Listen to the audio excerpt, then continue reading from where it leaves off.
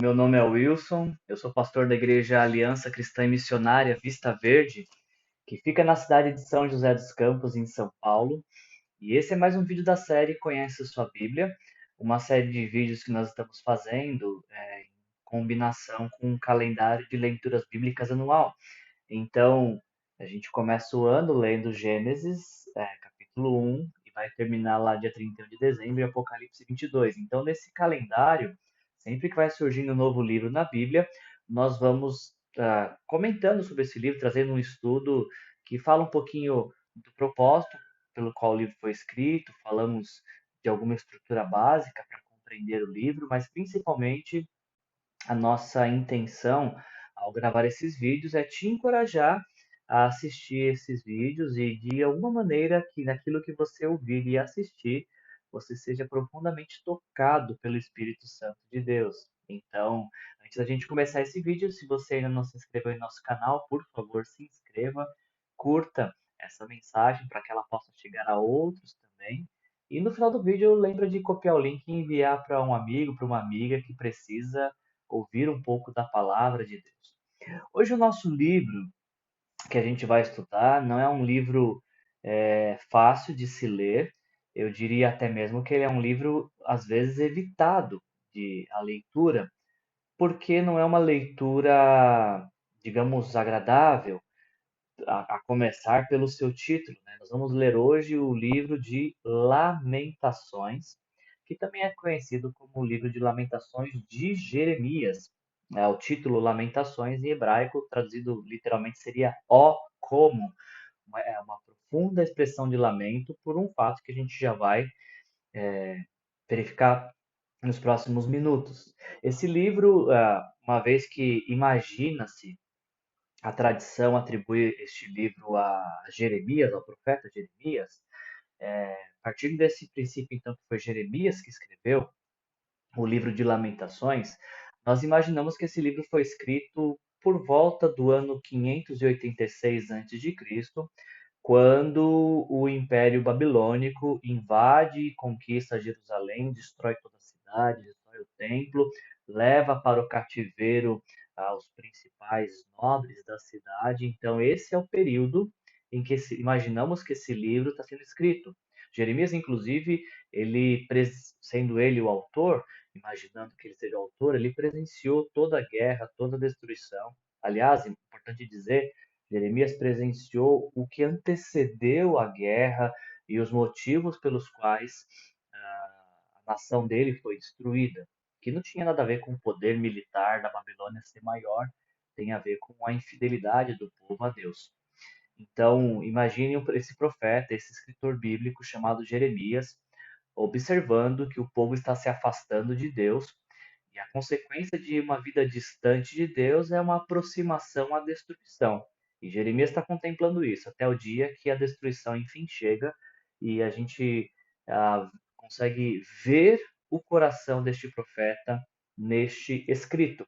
Então, partindo desse princípio, né, de que Jeremias escreveu esse livro para revelar o seu coração angustiado, e o coração angustiado de todos aqueles que sofrem com a consequência do pecado. E mais do que isso, quando você lê Lamentações, você vai ver não apenas o coração aflito de alguém que está sofrendo pelo pecado, como esse mesmo coração aguardando pelas misericórdias de Deus. Então, a leitura de Jeremias escreve esse livro, assim imaginamos, tanto para revelar o peso do pecado quanto a esperança do perdão.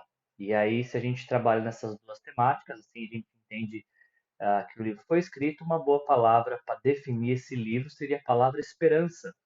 E se a gente define a palavra esperança, podemos resumir o livro de Lamentações no capítulo 3, versículo 21.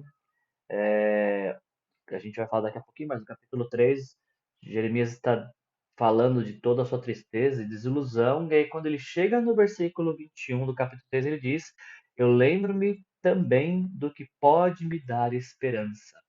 E essa é a proposta do livro de Lamentações, lamentar pelo pecado e as consequências do pecado, mas ao mesmo tempo que este lamento coloque o leitor do livro rendido aos pés do Senhor, na busca por consolo, por transformação que vem sempre seguido do arrependimento. O livro de Lamentações é um livro curto, é um livro de 5 capítulos. Então fica fácil para nós entendermos esse livro se a gente simplesmente fizer a separação do livro, a estrutura do livro, baseado nos próprios capítulos. A gente começa o capítulo 1 de Jeremias, de Jeremias não, de Lamentações. É importante que se diga que estamos diante de uma poesia. E essa poesia, ela ela está estabelecida, ela começa, cada versículo vai começar com a primeira letra do alfabeto hebraico, algo que é muito interessante de se observar. O autor, Jeremias, ele fez questão de, de iniciar cada palavra deste livro, dessa poesia, com uma letra do alfabeto hebraico. Então, pelo menos a Bíblia aqui, a gente não tem o título que geralmente costuma vir diante de cada capítulo, mas assim a gente, fazendo a leitura, a gente consegue entender, por exemplo, o primeiro capítulo, Jeremias está falando da destruição de Jerusalém, ou seja, algo que aconteceu de fora para dentro. Todo o capítulo 1, Jeremias vai lamentar a chegada dos babilônios e como os babilônios, com seu poder, destruíram a cidade de Jerusalém. Capítulo 1 fala da destruição da cidade de Jerusalém, a cidade destruída e desolada por conta da guerra. Quando a gente parte para o capítulo 2, a gente vai observar agora Jeremias fazendo o exercício contrário. Se no capítulo 1 ele fala de algo que está acontecendo de fora para dentro da cidade de Jerusalém, no capítulo 2 ele vai falar de algo que está acontecendo de dentro para fora. E o que se encontra dentro da cidade de Jerusalém nesse período de guerra é uma Jerusalém que está aflita e em agonia, porque percebe que o juízo de Deus chegou. Por muitas vezes Deus tinha é, enviado profetas para a nação, para convocar a nação ao arrependimento, a se voltar para Deus de todo o seu coração, mas essa nação se recusa a seguir a Deus e prefere seguir outros deuses. E aí o pior de todos os castigos de Deus é que quando o pecador quer seguir os seus caminhos e coração pecaminoso, Deus simplesmente tira a mão e deixa que essa pessoa siga seus caminhos. Foi o que aconteceu com Jerusalém. Chegou uma hora que Deus simplesmente soltou a mão e Jerusalém, o povo de Deus, seguiu os caminhos que o seu coração desejou. E aí a consequência disso é a destruição. Chegamos no capítulo 3. Lembra que a gente está vindo de um capítulo 1 que fala do que aconteceu de fora para dentro, a destruição provocada pela Babilônia. Capítulo 2 fala do que aconteceu de dentro para fora, uma cidade que está em agonia. Agora, o capítulo 3, que é o coração talvez deste livro, fala de algo que acontece de cima para baixo.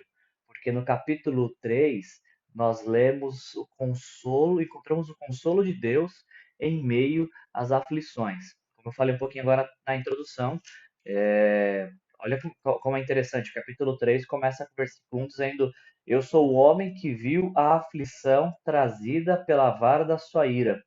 E aí ele começa a descrever todo o sofrimento que está acontecendo naquele momento da guerra, da cidade sendo destruída. Jeremias está olhando para a sua situação atual, ele está olhando para o seu contexto atual, ele está olhando para o que está acontecendo ao seu redor, ele está olhando para dentro, está olhando para fora da cidade e todo o caos que está cercando a cidade. E aí eu leio o capítulo 3 e me parece que Jeremias faz uma pausa que eu e você, de tempos em tempos, precisamos fazer em meio às nossas lamentações. Porque no capítulo 3, Jeremias está, aliás, desde o capítulo 1, né, Jeremias está lamentando, lamentando, lamentando, reclamando da vida, é, conseguindo contemplar apenas a destruição, o caos, a escassez, a necessidade. Ele fala no capítulo 3, versículo 19: Eu lembro-me da minha aflição, do meu delírio, da minha amargura, do meu pesar. Eu lembro-me bem de tudo isso, a minha alma desfalece dentro de mim. Parece que ele faz uma pausa no versículo 20, depois de por 3 capítulos ter lamentado, é como se eu pudesse ver o profeta, depois de ter falado tudo o que estava amargurando seu coração, é como se ele respirasse mais fundo, aquietasse o coração, e aí vem a mudança de chave, o, o que acontece de cima para baixo, o que vem dos céus para a vida dele, porque no versículo 21, ele lembra de todas essas coisas, mas no versículo 21 ele diz: Todavia, lembro-me também do que pode me dar esperança. E o que é que pode te dar esperança? Ele começa a falar: ah, graças ao grande amor do Senhor é que não somos consumidos, pois as suas misericórdias são inesgotáveis. Desculpa.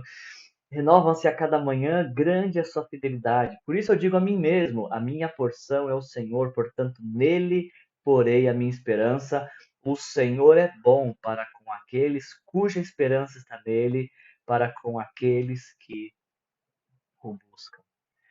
Que interessante pensar, né? Um homem que está amargurado, cheio de angústias, cheio de tristeza e diante do caos, da necessidade, da dor, do sofrimento, é como se ele colocasse a cabeça para fora da água e ganhando um novo fôlego no pulmão, diz: Deixa eu parar de pensar na amargura, na tristeza e voltar os meus olhos e a minha atenção para o que pode dar esperança. E essas coisas que ele diz que pode dar esperança parecem renovar a sua alma. A gente entra no capítulo 4, onde o profeta, o autor do livro, que acreditamos ser Jeremias, faz uma análise da real situação de Jerusalém, aquele momento presente que eles estavam vivendo, a completa destruição, a ruína, as ruínas em que a cidade se encontrava. E aí a gente caminha para o final, então, deste livro, capítulo 5, onde o profeta faz uma súplica a Deus, confiando de que Deus é um Deus misericordioso. Na mesma proporção de que Deus é justo juiz, ele também é um pai misericordioso. Ele não é mais juiz que pai e nem mais pai que juiz. Ele é igualmente justo e misericordioso. E um Deus justo, ele sempre vai condenar o pecado. E o Deus misericordioso sempre vai estender a mão de renovo e de consolo para o pecador arrependido. Deus abomina o pecado, mas ele ama o pecador. Deus pune o pecado, mas ele renova a vida de uma maneira graciosa e misericordiosa de quem se arrepende dos seus pecados. E é nesta esperança que o autor do livro de Lamentações se agarra, de que Deus é justo e ele sempre vai cumprir sua justiça, mas ele também igualmente é misericordioso e sempre vai restaurar aqueles que desejam recomeçar a sua vida. Por isso, quando a gente acaba de ler o livro de Lamentações, a gente tem diversos desafios diante de nós, né? Mas é, uma coisa que me vem à mente ao ler o livro de Lamentações é que é, esse livro nos ensina a manter viva a chama da esperança, mesmo que o cenário seja desesperador. E talvez que vídeo mais propício para a gente, que estudo mais propício para fazermos no atual momento que a gente está vivendo, um mundo em pandemia, com desemprego e tantos conflitos políticos, alguns lugares do mundo em guerra, tantas pessoas passando necessidade. O livro de Lamentações é uma boa leitura para esse tempo. Sim, para lamentarmos e chorarmos pelo sofrimento, seja o nosso, seja o do próximo, ou ambos, mas também para nossa esperança ser renovada, de entender que o sofrimento ele tem prazo de validade. Ele tem uma data para começar, ele tem uma data para terminar. E maior que o sofrimento é o amor que Deus tem para nossas vidas. Há uma canção que nós cantamos, ela é muito antiga, que diz assim, falando a respeito de Jesus: Porque ele vive, eu posso crer no amanhã.